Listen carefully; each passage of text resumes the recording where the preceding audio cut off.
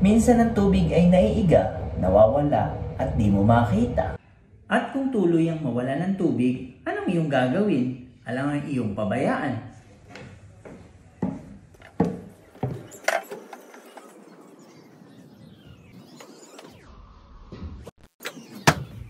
So this one ay attempt para solve ang problema ng tubig. So maglalagay sana tayo ng drum dyan sa taas. Ganito ang height para makamura. Pag nakapaglagay ng drum, may gravity ang way kung paano magsusupply ng tubig. But it is failed attempt kasi hindi naman siya sapat ang taas para ang gravity ay tumulak para mag-supply ng tubig. At dahil nag-fail ang akala nating murang solusyon, kailangan nating gumawa ng paraan sa mas mahal na solusyon.